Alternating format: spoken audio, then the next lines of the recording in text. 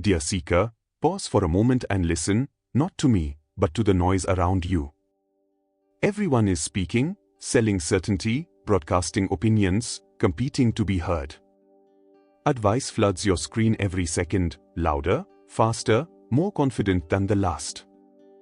Modern gurus shout promises of instant peace, instant power, instant awakening.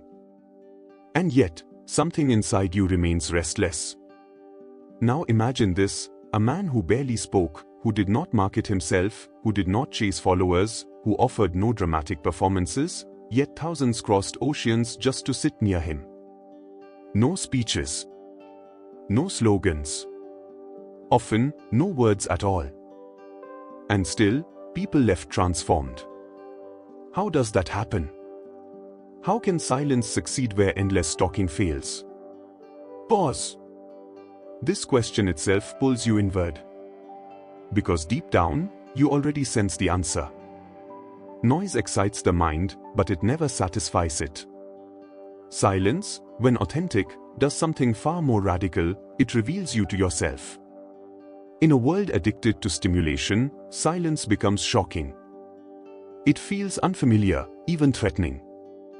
And yet, it carries a strange authority. When someone is truly still, their presence does not beg for attention, it commands it effortlessly. This is why silence can become viral, not because it is promoted, but because it is rare. People are not drawn to silence out of curiosity alone, they are drawn because something in them is tired of running. Tired of seeking answers outside. Tired of being told who to become. And when they encounter someone who rests peacefully without effort, without explanation, a silent question arises within them: what does he know that I do not? Dear seeker, this is not a story about a man who spoke almost nothing. It is a story about what happens when words finally step aside, and truth is allowed to speak for itself. Dear seeker, before we go any further, let us gently understand who this man was, not as a legend, not as a myth, but as a living presence that quietly altered the lives of those who came near him. He did not arrive as a teacher with an announcement. He did not declare himself enlightened. In fact, for much of his life, he avoided titles altogether. And yet, people recognized something unmistakable in him, a depth of stillness that did not waver. As a young man, he experienced an intense inner turning that dissolved his fear of death and shattered his identification with the body. From that moment onward, his life became simple, inward, and steady. He did not travel to spread a message, instead, the world came to him.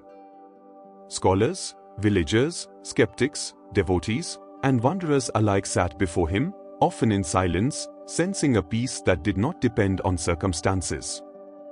Dear seeker, this is important to understand. He did not teach by accumulating followers, but by dissolving the followers' dependence. His guidance was not meant to give you a new belief system, but to remove the false one you were already carrying. When questions were asked, he answered only as much as necessary, sometimes with a few words, sometimes with none. And when he remained silent, it was not because he had nothing to say, but because silence itself was doing the work. Many who sat with him reported that their thoughts slowed without effort, that inner conflict softened, that something restless inside them began to settle. This was not hypnosis, not suggestion, not personality. It was clarity, unshaken, uncomplicated clarity. Dear seeker, to understand him is not to memorize facts about his life. It is to notice what happens in you when effort drops, when pretending stops, and when you allow yourself, even briefly, to rest as you are. Dear seeker, now let us look more closely at what people meant when they spoke of his presence, because this is where words begin to fail and yet understanding deepens. Presence is not personality. It is not charm, charisma, or emotional warmth. Presence is what remains when nothing is being projected. When people sat near him, they often noticed that their own minds began to slow down without instruction. Thoughts that normally demanded attention lost their urgency. Questions that felt overwhelming suddenly seemed unnecessary. This did not happen because he imposed silence, but because his own inner stillness was unwavering. Like a perfectly calm lake, it reflected everything without disturbance. Dear seeker, understand this gently: the human mind is highly responsive. When you are around agitation, you become agitated. When you are around anxiety, it spreads. In the same way, when you sit near someone who is deeply settled in themselves, your nervous system receives permission to rest. There is no effort involved. No belief required. Many visitors arrived hoping to receive answers, techniques, or blessings. Instead, they encountered something far more confronting, a space where their habitual identity had nothing to cling to. In that space, masks fell away. Inner noise became obvious. And yet, rather than feeling judged, people felt held, seen without being examined. This is why his presence was transformative. It did not distract you from yourself, it returned you to yourself. Silence, in this context, was not empty. It was full of attention, awareness, and steadiness. Dear seeker, this is an important insight for you. Peace is contagious, but only when it is real. You cannot manufacture it through effort or imitation. It arises when resistance ends. Those who left change did not receive something new from him, they lost something old, the constant inner struggle to become something else. And in losing that struggle, they tasted a freedom that words could never adequately explain. Dear seeker, let us now enter the heart of this mystery. How can silence teach? The mind is trained to believe that learning must come through explanation, repetition, and effort. From childhood, you are taught that more words mean more understanding. But there is a deeper kind of learning that happens when words fall away. Silence teaches not by adding information, but by removing interference. When there is no constant guidance, no stream of instruction to follow, the mind is left alone with itself. At first, this can feel uncomfortable. The usual distractions disappear. Questions arise without immediate answers. The mind searches for something to grasp, and finds nothing. This is not a failure. This is the beginning. Dear seeker, silence works like a mirror. In speech, attention moves outward, chasing meanings and ideas. In silence, attention turns inward, revealing patterns that were always there but never noticed. Restlessness becomes visible. Fear shows its shape. The sense of I that constantly demands control begins to stand exposed. This is why silence can feel powerful, even overwhelming. It does not entertain you. It does not reassure you. It simply shows you what is true in this moment. When a teacher remains silent, it quietly shifts responsibility back to the seeker. There is no authority to lean on, no doctrine to hide behind. You must face your own experience directly. And in that directness, something subtle happens. The mind slows, not because it is forced, but because it has nowhere else to run. In that slowing, awareness becomes clearer. You begin to notice that thoughts arise on their own, that emotions move on their own, and that something deeper is watching all of it without effort. Dear seeker, this is the real instruction hidden in silence. You are not the noise. You are the space in which the noise appears. When this is seen, even briefly, silence stops being empty. It becomes intimate, alive, and deeply instructive, guiding you without a single word spoken. Dear seeker, now we arrive at the simple phrase that carries a depth few words can hold: Summa Iru. On the surface, it sounds almost too plain: be still, remain quiet, just be. The mind may dismiss it as vague or impractical. But this instruction was never meant for the surface of the mind. It points far deeper, to the very habit that keeps you restless. Be still does not mean freezing the body or suppressing thoughts. It means ending the unnecessary inner movement that comes from constantly interfering with life. Most of your suffering is not caused by what happens, but by your insistence on reacting, judging, resisting, or escaping. Summa Iru gently asks, what if you did less of that? Dear seeker, stillness here is not laziness. It is alert, awake, and intimate with the present moment. Imagine a clear sky that does not chase clouds away and does not cling to sunlight. It simply remains as it is. In the same way, when you are told to be still, you are being invited to stop manipulating your experience. Let thoughts arise. Let emotions pass. Let sensations come and go. Do not follow them. Do not fight them. Simply notice the one to whom they appear. This is where stillness becomes powerful. It is not the stillness of inactivity, but the stillness of non-interference. At first, the mind may protest. It will say, if I stop controlling, everything will fall apart. But watch closely, dear seeker. Life continues breathing. The heart continues beating. Awareness remains effortlessly present. What falls apart is not life, it is the illusion that you must constantly manage yourself to exist. In this discovery, a quiet confidence appears. You begin to trust being itself. Summa Iru is not something you do once and finish. It is a returning. Again and again, throughout the day, you notice tension, notice grasping, and gently release back into being.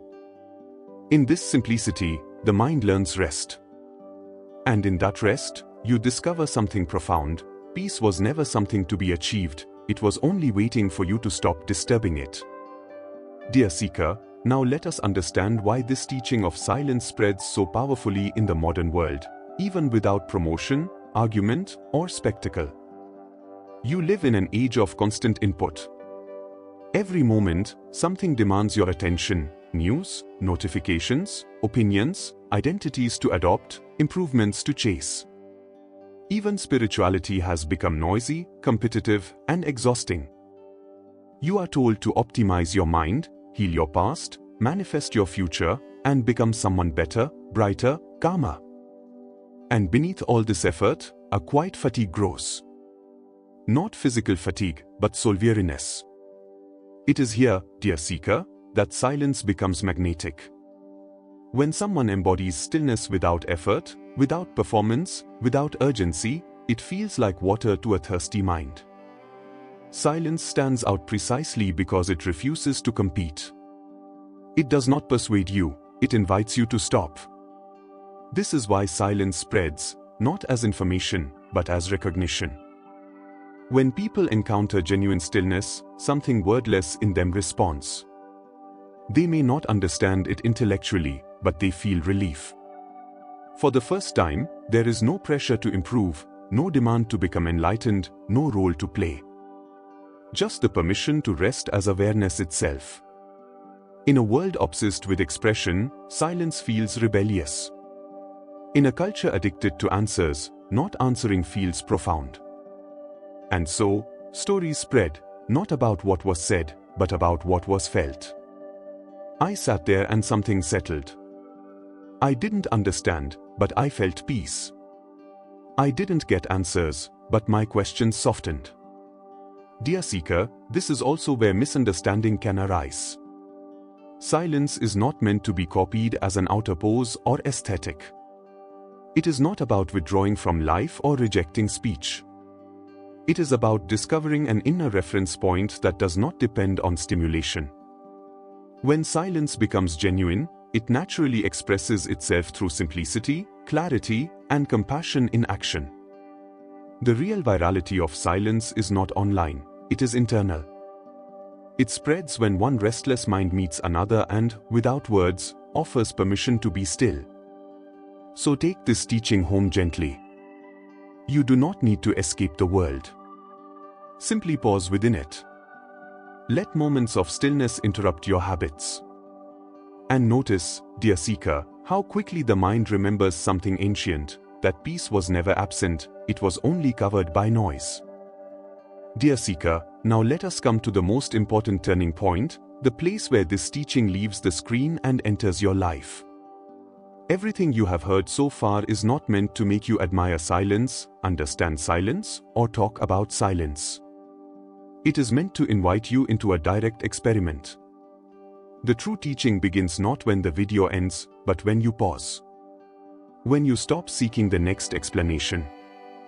When you stop waiting for a future moment of peace. Silence asks for something very simple and very radical, that you meet yourself as you are, without negotiation. Dear seeker, do not think you must renounce the world to live this. Stillness is not found by escaping activity, but by discovering what remains unmoved within activity. You can practice this while walking, while listening, while working, while breathing. Again and again, notice when the mind rushes outward, and gently return attention to the sense of being, the quiet feeling of, I am, before it becomes a story. This is not concentration. It is relaxation into awareness. Small moments are enough. 10 seconds of true stillness is more powerful than hours of forced discipline. As you live this, something subtle changes. Reactions soften. Urgency loosens. You begin to respond instead of react. Life does not become perfect, but it becomes lighter. Problems still arise, yet they no longer define you. You start to see that thoughts come and go, emotions rise and fall, but awareness remains untouched. This recognition is not dramatic. It is gentle, ordinary, and deeply freeing. Dear seeker, remember this above all, the silence you are drawn to is not outside you. It is not owned by any teacher, tradition, or place. It is your own nature, temporarily overlooked. When you rest in it, even briefly, you are home. Let this be your closing practice now. Pause. Breathe. Be still, not to achieve something, but to notice what is already here. And if nothing special happens, that too is perfect. Because truth does not announce itself. It waits patiently, until you are quiet enough to notice. Dear seeker, as this journey comes to a close, do not rush away with your mind already searching for the next sound, the next answer, the next distraction. Let this ending be different. Let it be quiet. You have just listened to a story not meant to fill you with ideas, but to gently empty you of unnecessary weight. If even for a few moments you felt softer, slower, more present, then the teaching has already begun to work. Silence does not ask you to believe anything. It only asks you to notice what is already here, beneath the noise of habit and effort.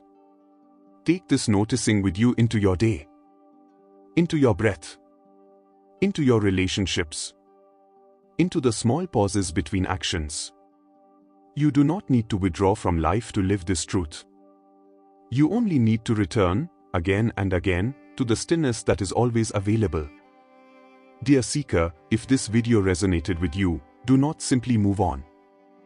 Pause now and reflect, what shifted inside you while listening? Was it calm, resistance, curiosity, or even discomfort? All of it is welcome.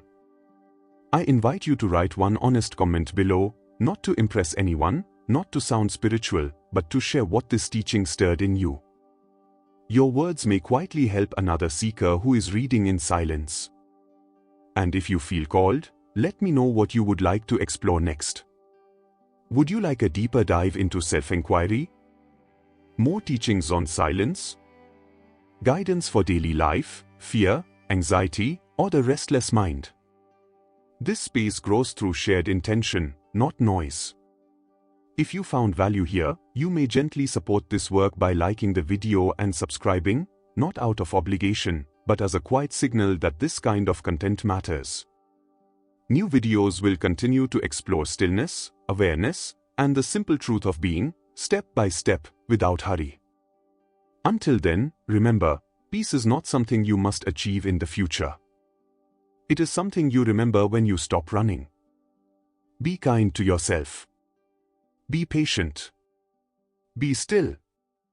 Jai Gurudev.